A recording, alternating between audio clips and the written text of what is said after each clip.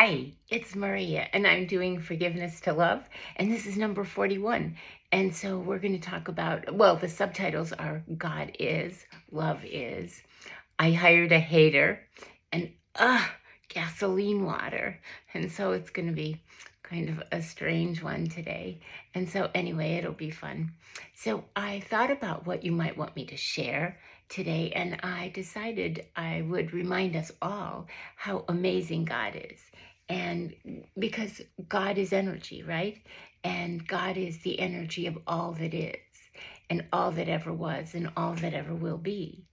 And God is everyone. God is everything. And God is everywhere and all the time, right? And so there's nothing that God is not, because everything is God. And so when we think about some energies that have rejected God, um, and they've been given opportunity after opportunity to see the light and to embrace the light and to know the light, and yet they have chosen not to. And so though we have to remember, we all have the freedom to choose, and we all have the freedom to choose our path, and we all have the freedom to experience the consequences of our choices, right? Because everything we do has consequences, good, both good and bad. And so it really couldn't be simpler, because we make a choice, and then we face the consequences, and we experience those consequences. And if we like how it turned out, then if we are presented with the same situation, we'll do the same thing, right? And yet, if we aren't happy with the consequences of our choices, then we will change, and we will amend our behavior. We will change it so that we have, the next time around, we have better consequences, right? And so, because with every decision, there are ramifications. And that's why sometimes we're presented with the same lesson, it seems like, over and over and over. It's just the same, it's different people, but really it's the same people inside and the same behaviors.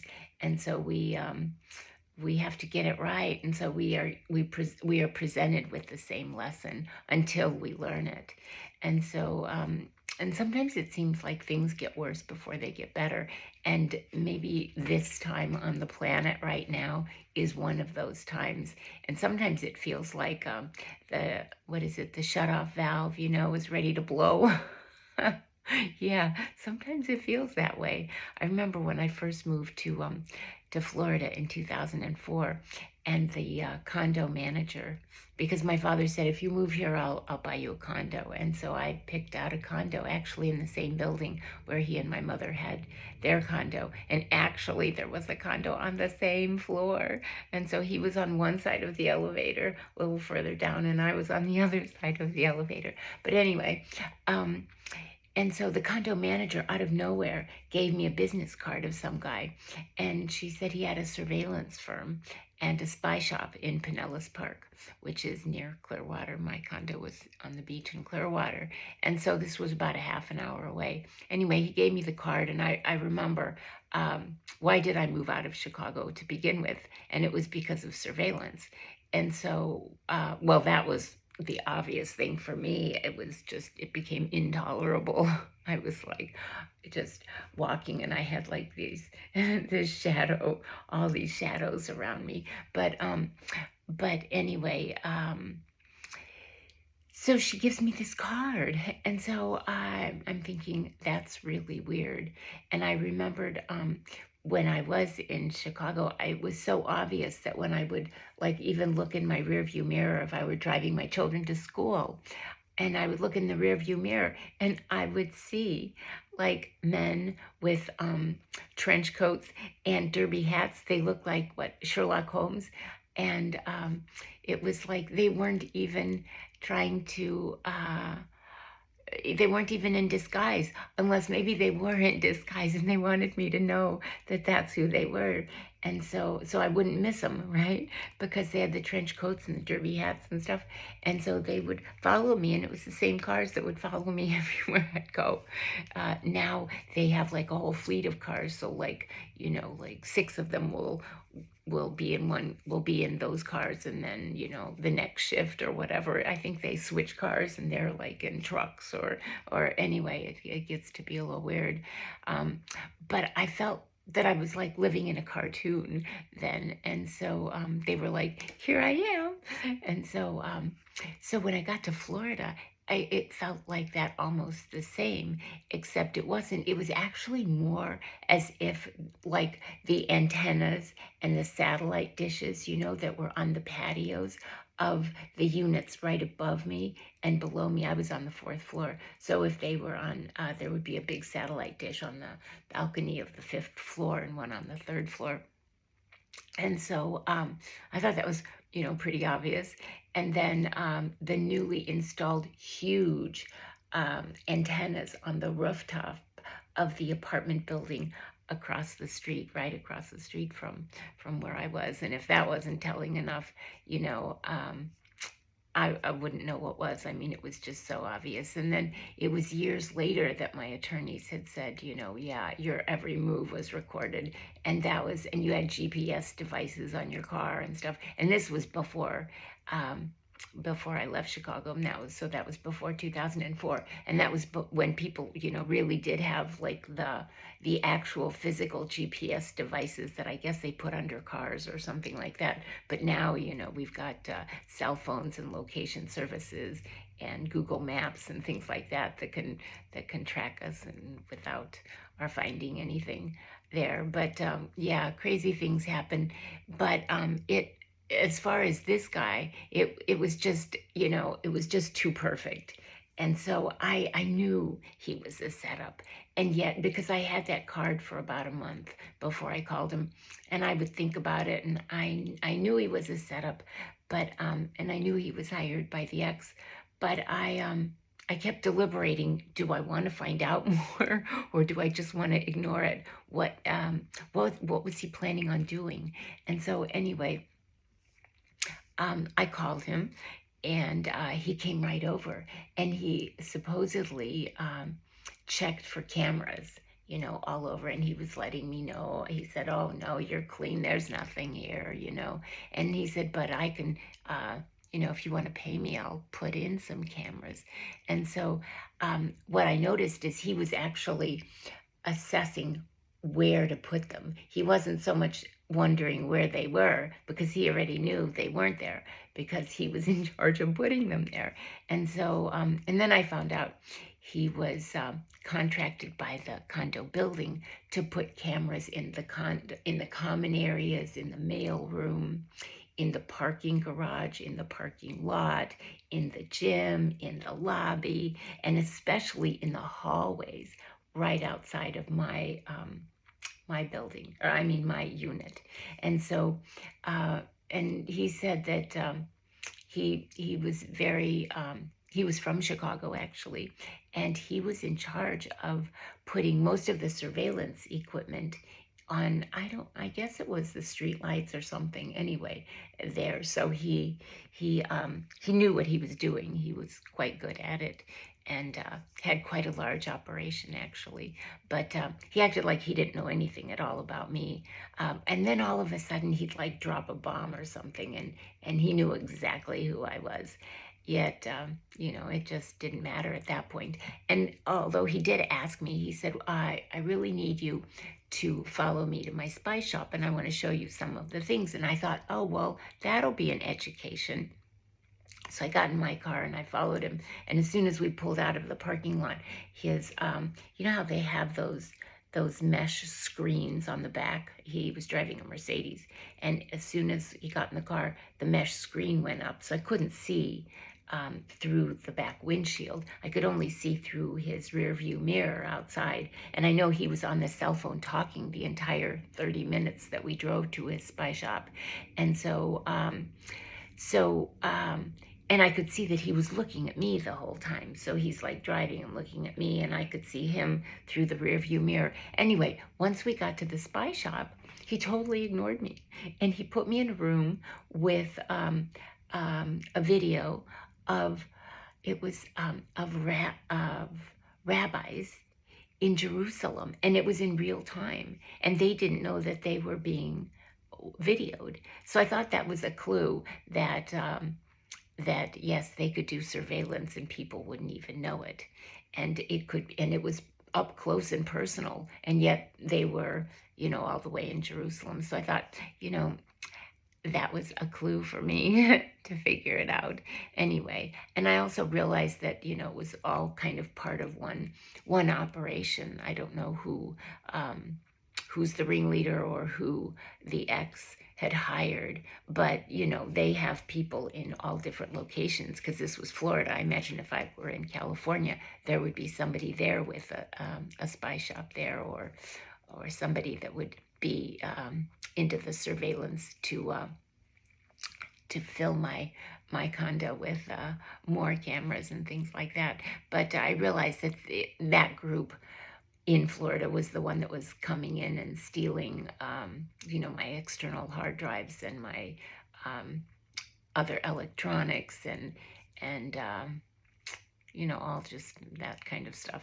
Anyway, eventually I got up and I left the spy shop. And when I came back, I realized that he was actually communicating with someone who was in my unit, who had gotten in my unit, and they were putting in the cameras where he had maybe he was directing them, because in fact, when I first walked in, I thought, oh, this is weird.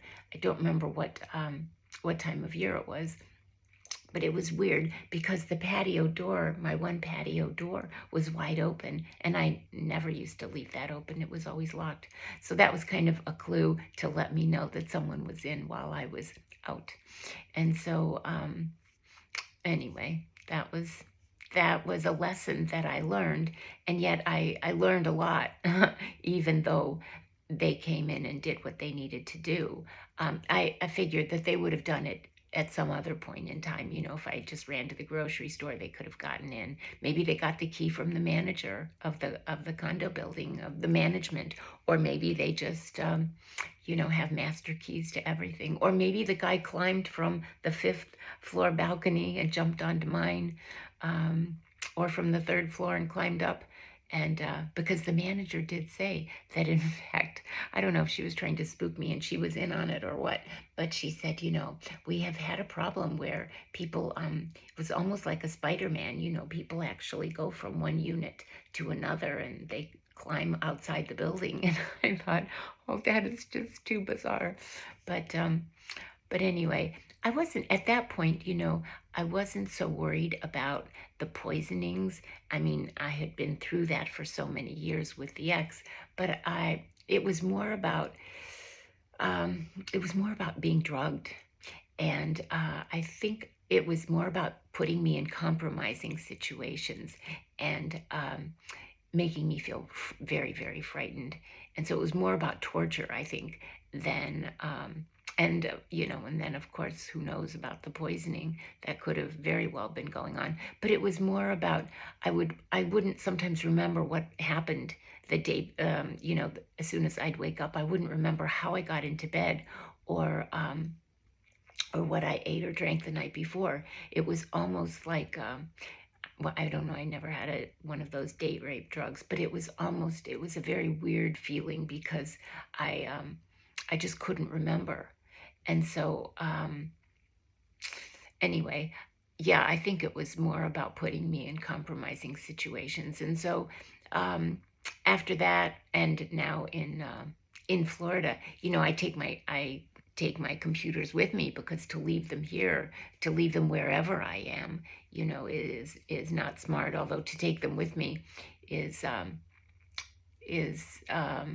not probably not a good idea as well.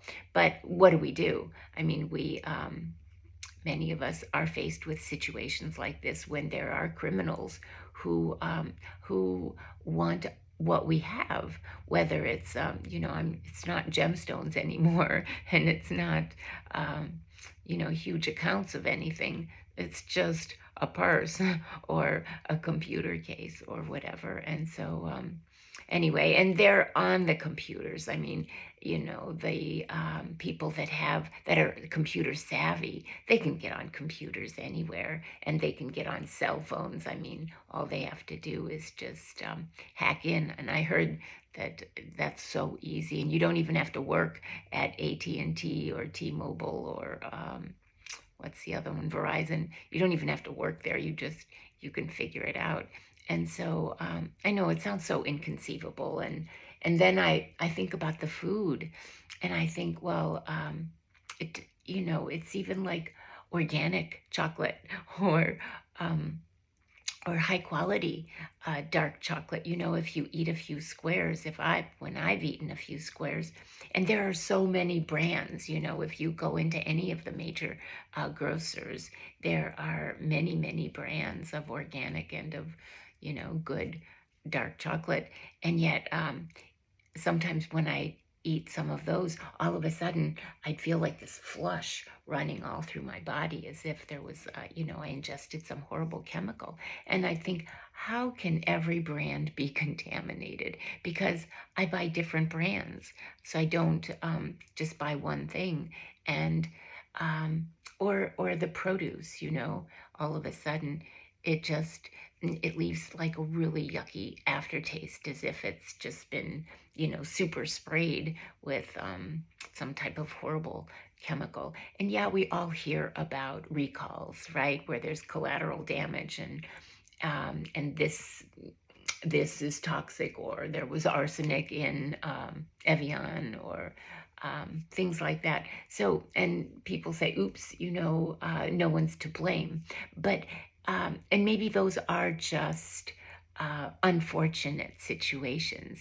And yet, now, after having raised my awareness to see what really goes on and how many of us are targeted, to experience some of these horrible things that go on in the world, we realize that in fact it can be deliberate. I mean, it is deliberate, and you don't have to have my goofy family to be a target, although that doesn't help, right? but but there are other goofy families, right? And there are other coworkers and things like that are only too happy to get rid of us. And so, but I never figured out, there are so many grocery stores, and there are so many things on the shelf, and there are so many different fruit and vegetables and yogurt and coffee and all the things, we buy, nuts, and I don't know. Anyway, it's just don't know how they do that. But I do know that it's obviously a very professional network. And in terms of water, so much of the water, it's, I think the subtitle of this was Gasoline Tasting Water, and that's true. I mean, I have had so many bottles of water that I'll take a sip and I'll just go, ah, it was so gross. And so I'm thinking, well, how can that be? Because I just got it off the shelf. And so it was this brand or that brand or whatever. And I picked different brands and different stores, and it seems as if, what is it? It's all the same water. It goes into different bottles. I mean, and who's behind this? It leaves us in a very precarious situation. It leaves us feeling very vulnerable because we have no control. There's no trust that we have in anything. And do we buy things that are on sale, or do we pay full price? Do we? Are they trying to let us know that if it's on sale, then the quality is not there, and so it can more easily be tampered, and have extra spraying and have extra herbicides and insecticides on the grass that the cows eat, or on the cucumbers or the apples. I just don't know. And so these are things that perhaps years ago we didn't even have these questions. And so now that we have these questions, we want the answers, right? And so we're wondering too, is this an effort to depopulate the planet?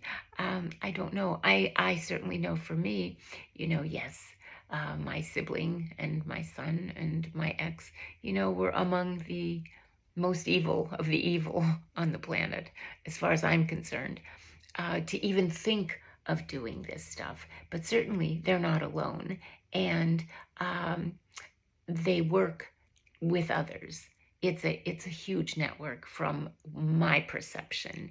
And so, but who are they? And they direct these people, and these people, this is what they do for a living. They poison Americans. They poison human beings all across the planet.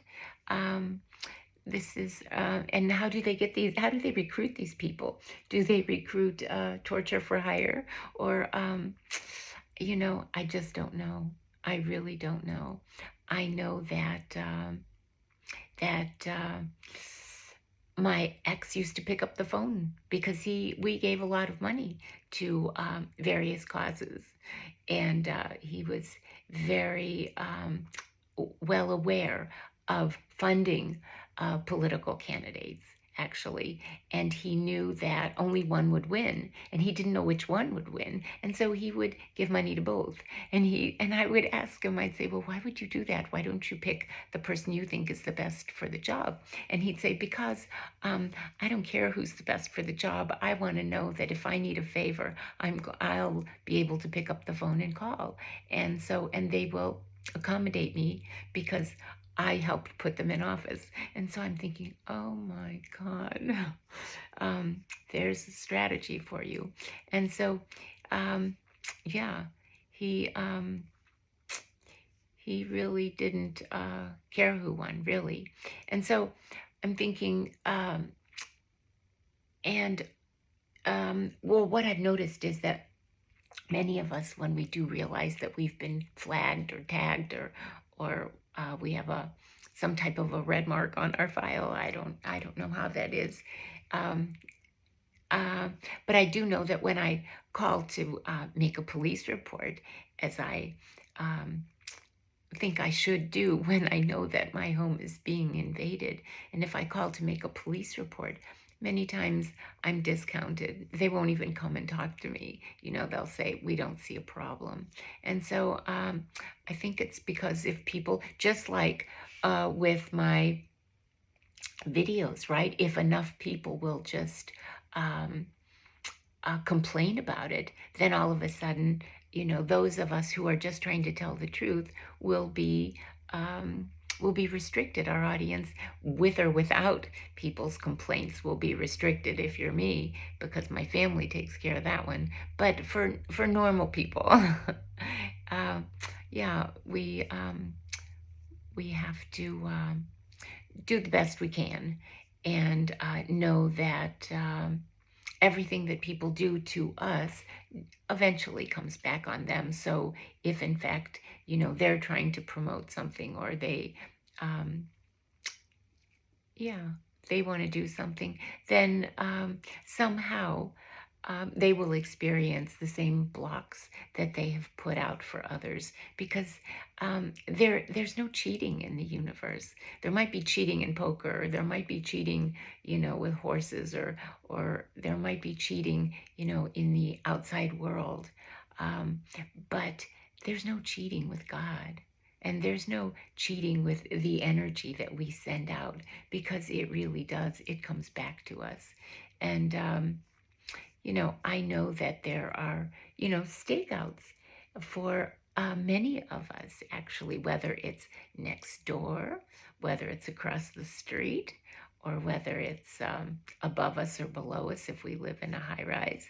And people are on our internet, and people watch our every move. I know that there are people around me who kind of just stand outside and watch me if I go from the house to the car.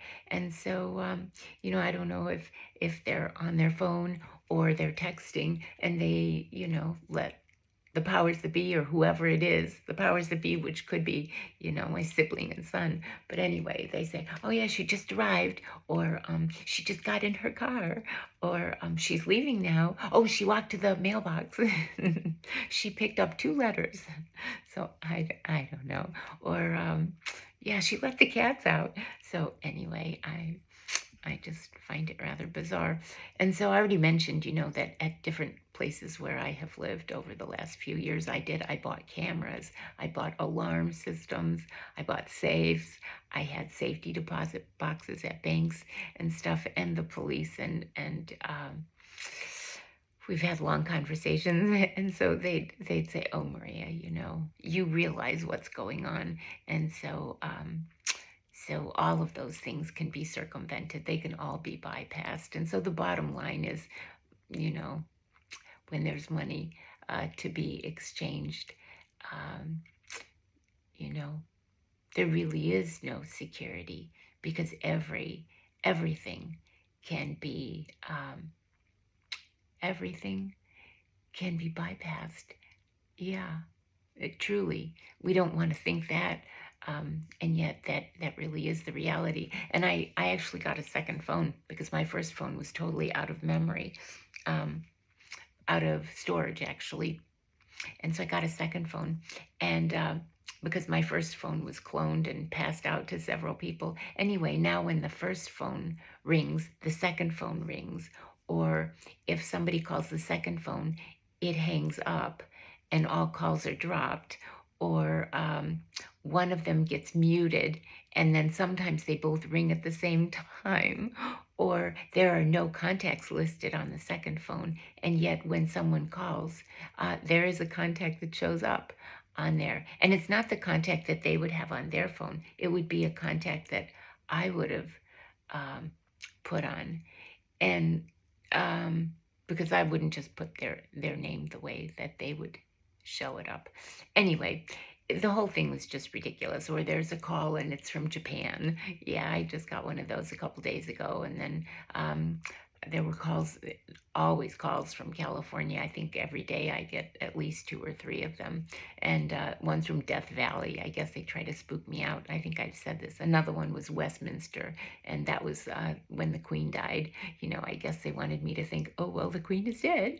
And so anyway, I just know that I'd have to be enmeshed in some kind of a professional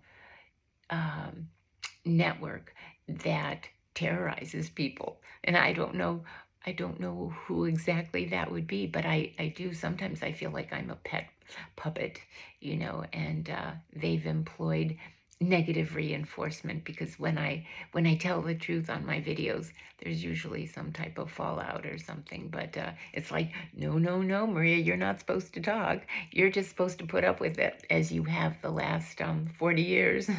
But no, Maria, bad girl. And so anyway, stop talking or we're really going to spook you today. And so we're going to fill your gas tank. No, we're going to empty your gas tank and we're going to let the air out of your tires and we're going to open your suitcases and put a spoon on your sweaters. That just happened a couple weeks ago. I was like, oh, come on. And so you're going to wake up and you're going to wonder, is this safe to eat or is that safe to eat? And we're going to cover every angle. And I thought, gosh, if you only put that much energy into moving forward in your life, you'd be amazing. Why are you putting all this effort into just torturing me? I guess you must find it very, very fun, right? But it's not so fun. No. Not when God's watching, anyway. But so there's every service provider, every phone carrier, every cable network and internet and software company appeared to be at the beck and call of my family. And so they had people, what I did here is they had people getting jobs at the different establishments. Yeah, so that they could kind of block me or something, shadow ban me, I guess, at YouTube and GoDaddy. They screwed up GoDaddy for a while. And then there's Dropbox and Vimeo. And so I don't blame those companies because they don't know who gets a job at their company. And they don't know that those people, are double dealing with my family. But And it's not just those companies. I mean, it's really everywhere. You can't stop it, right? And so, anyway, it's interesting because we've all kind of written the script and played into this play that we are all actors in, right? As I mentioned that in a few of my videos. And I, part of our job, my assumption is that we are here to clear our karma, and yet it seems to me that so many people in my life are actually they're not clearing karma. Actually, they're doing quite the opposite. In fact, they are making so much more karma for themselves by the nanosecond. In fact, um, because we're here to forgive, and we're here most of all to just love, right? Because everything is love, and everything we're learning is really about learning to unconditionally love, so that when people do all these crazy things to us, we can sit back and not react, and we can just sit back and observe. Because if we want to, just be part of the insane asylum, then we can do all the things that people do, and they scream and they yell and they honk the horns and they, you know, try to abuse people, and then they seek revenge and everything. But where does that really get you? You just look around and you watch people, and you find strength in your silence. You find strength in in in composure, in knowing that what they're doing is just, it's their path, and they have a long way to go before they can become awakened to the fact that these are all dark energy distractions, right? When people are just running around like crazy, and when people are just not thinking about the higher picture, not thinking about the totality of their life, as opposed to the gossip and um, the what are they doing now, and where are they, and the gossiping and the rumor mongering and all of that stuff. I mean, it's just so ridiculous, right? And so what we have to do is just make sure that we don't allow ourselves to be taken advantage of. And that's really the tenet by which we must live, which is to be strong, to be confident in who we are, to be self-composed, and to have that inner strength. And so for so many of us, we have that, and yet it's so well camouflaged that sometimes we pretend to be to kind of meld with the craziness around us, and that certainly doesn't serve us. And so the most important lesson is that that when we speak up, when someone has threatened us, or when we feel that we are in jeopardy, we must speak up. We must tell the truth, because so many of us, we are actually breaking generational curses, because so many of our ancestors were oppressed. And actually, I think I've mentioned this in a video, is that my grandmother was one of the very first dentists in, I don't know if it was in Greece, or if it was on the island on which she was born, or where, but she was quite the rebel rouser or whatever, and she was quite the activist, actually.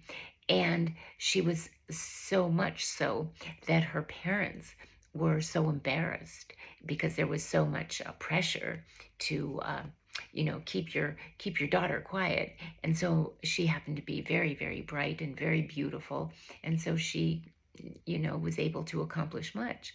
And so they ended up marrying her off to my grandfather, who I guess was quite a catch. He was really cute, and he was a physician. And so together they both came to this country from Athens, and And she then became a mother. She had a daughter, my mother, and two sons. And I think what happened was she was a fabulous caretaker and mother and loving and everything, and a fabulous cook, and quite the homemaker, and the hostess, in fact, because she always had people over and lots of friends and everything. But I think there was something deep inside of her that was missing. And she wanted a career, and she wanted to be out in the world making a difference. And she, not that being a mother and wife wasn't making a difference, but she had more, because she had this fabulous education. And she died at a very early age. She died in her early 50s, I think.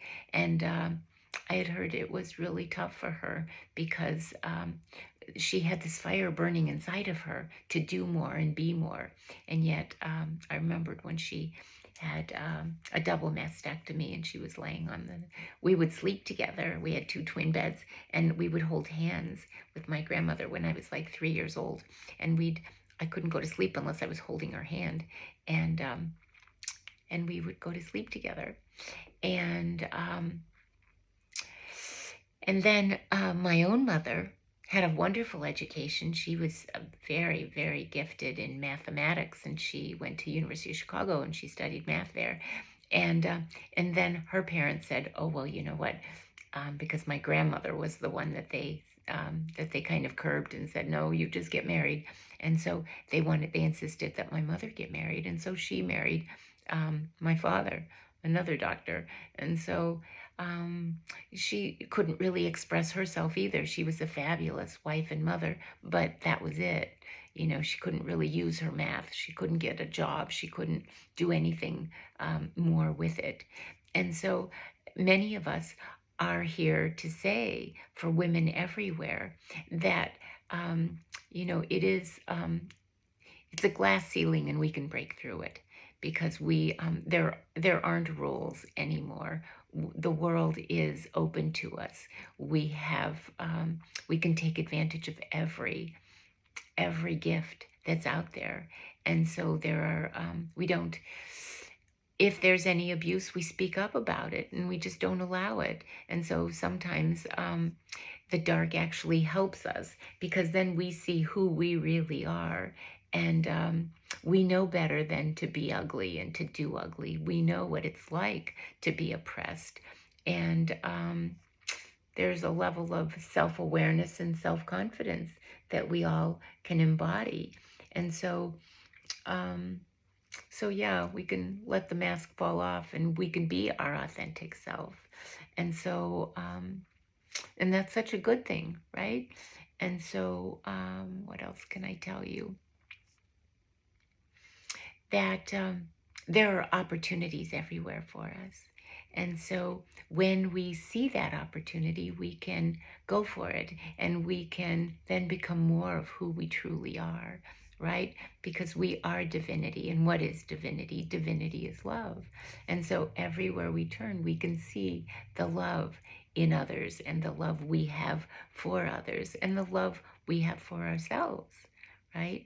And so love appears in every bird, right? In every fish, in every ladybug.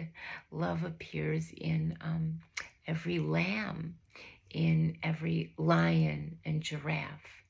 It appears in every sunflower, and in every orchid, and in every rose, And it even appears in every spider and fly and mosquito and all the things we think we don't want, right? And including a rat or a skunk, or a raccoon. And so it's in every tree and every weed, and even in poison ivy, right? Because love is everywhere all the time. And so when we have that higher perspective, we can kind of detach from the things that I tell you about, but I'm telling you about them because they're real. And, well, they're as real as anything is real on this planet, but they are real. And so it's another way of our being oppressed, is to know that this is going on, because we can't not know it. Sometimes it's just so obvious that you must acknowledge it. And yet we know that we, after a while, we're not going to take it. I mean, of course, for many years, I was kind of beaten down into submission because I was too afraid to say anything, because I knew that there would be more punishment if I didn't. There would be all kinds of weird things going on if I opened my mouth.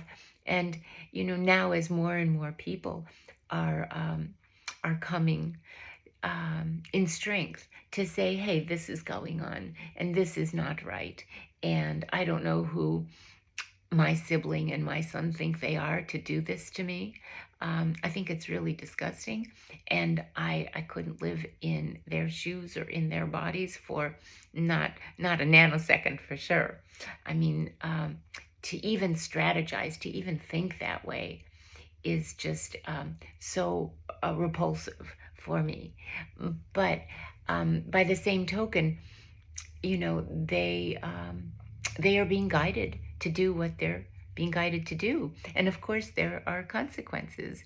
One cannot escape that. And so it's just an indication of their level of consciousness. And unfortunately, we are all at different levels. There are some very, very enlightened beings on the planet, and there are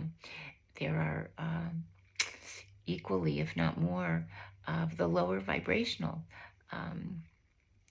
beings on the planet as well. And so it's only when you're at a very low vibration do you commit the horrors that I tell you about and that are on the evening news. But I don't think that, I think that people are becoming more aware, and that's very important. And as we do that, then we can raise our vibration and embody the higher frequencies. And so anyway, we just have to remember to just, know who we are and continue to walk in integrity and to live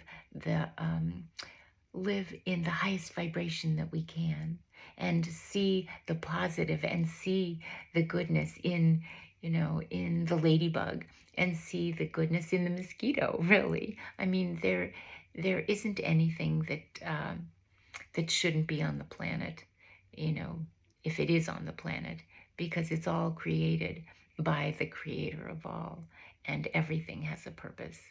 And so whether it's to irritate us, and to teach us tolerance and patience, you never know, do you?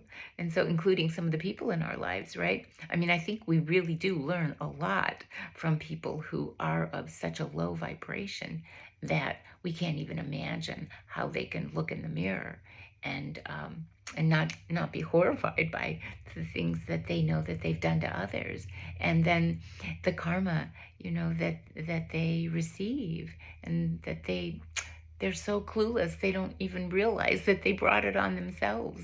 It wasn't somebody else who did it to them. But anyway, I think I'm going to end this now. And so anyway, thank you for being here. And I really, really do appreciate you, and I love you very, very much. And so I look forward to meeting you again in our next video.